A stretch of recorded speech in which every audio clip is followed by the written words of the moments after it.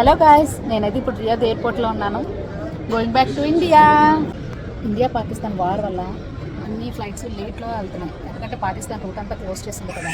So మేము చాలా సేపటి నుంచి వెయిట్ చేస్తున్నాం. నియర్లీ 3 hours అయిపోయింది. ఇంకొక హాఫ్ అన్ అవర్లో మేము ఫ్లైట్ ఎక్కుతున్నాం. ఇక్కడ కూడా చాలా ఫ్లైట్స్ ఉన్నాయి.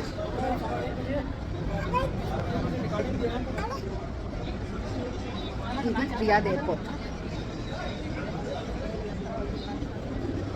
అశ్విక్ అయితే చిల్ అవుతున్నాడు. బోర్ కొడుతుందని ఎయిర్పోర్ట్ అంతా అలా తిరుగుతున్నాం. లోపల తిరుగుతుంటే అశ్విక్ ఏమో ఈ డ్రింక్ కేసు చూసి నాకు డ్రింక్స్ కావాలని అల్లరి చేస్తున్నాడు. అప్పుడు వాళ్ళ ఫాదరు తన దగ్గర ఉన్న కార్డుని ట్రై చేశారు, కానీ లిమిట్ అయిపోవడం వల్ల ఆ పని చేయలేదు. మళ్ళీ వేరే షాపుకు వెళ్ళి కొనాల్సి వచ్చింది.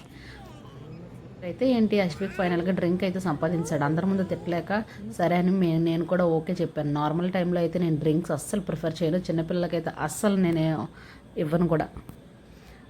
నార్మల్ టైంలో అయితే డ్రింక్స్ ఇవ్వను, కానీ ఈ టైంలో ఇవ్వాల్సి వస్తుంది అల్లరి చేస్తున్నాడని. ఫైనల్గా బోర్డింగ్ టైం వచ్చింది. మేమేమో ఫ్లైట్ ఎక్కడానికి రెడీగా ఉన్నాం. ఏదేమైనా మనం ఏ దేశంలో ఉన్నా కానీ మన దేశం వెళ్తున్నామంటే అబ్బా ఆ కిక్కే వేరబ్బా. ముందు ఏంటి అని చెప్పి పేపర్స్ అన్ని చదువుతున్నాను. ఇదంతా వామిటింగ్ చేసుకునేది. ఇప్పుడు ఒకవేళ ఎవరికైనా వామిటింగ్ వస్తే ఇందులో వెయ్యాలంటే ఈ కవర్లో. బాగుంది కదా. నెక్స్ట్ ఫుడ్ ఇచ్చారు, తినేసాం. ఫుడ్ టేస్ట్ అయితే పర్వాలేదు.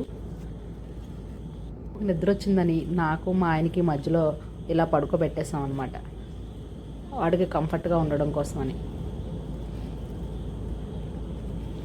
ఎయిర్ హోస్టర్ అయితే చూసి సీటు పెట్టాలి 10 సార్లు చెప్పింది. ఎన్నిసార్లు చెప్పింది నేనైతే వినలేదు. చెప్పింది పడుకుందాం అనే లోపు వాళ్ళు మళ్ళీ డ్రింక్స్ తీసుకొచ్చారు. డ్రింక్, కాఫీ, ఏం కావాలంటే అది. అశ్వికి లోపల ఎగిసిపోయాడు. 1 hour పడుకున్నాడు అంతే. నైట్ 2 o'clock వాడు ఇలా ఫ్లైట్లో కార్తో ఆడుకుంటున్నాడు. ఏం చెప్పమంటారు నా బాధ. వాడు పడుకోడు, ఎవరిని పడుకోనివ్వడు.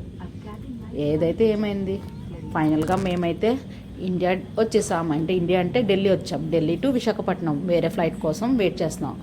వేరే ఫ్లైట్కి 2 hours డిఫరెన్స్ ఉంది. సో అశ్విక్కి ఈ మధ్యలో గ్యాప్లో అశ్విక్ ఆడిపిద్దామని ఢిల్లీ ఎయిర్పోర్ట్లో ఇలా ఒక దగ్గర ప్లేస్లో మేము వెళ్తున్న దారిలో ఇలా ఉందన్నమాట.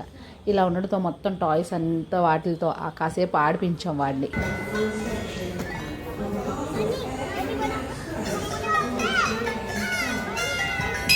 ఇప్పుడైతే రెడీ టు గో. నెక్స్ట్ ఫ్లైట్కి రెడీగా ఉన్నాం. మేమైతే విశాఖపట్నం వెళ్ళబోతున్నాం. See you on my next video.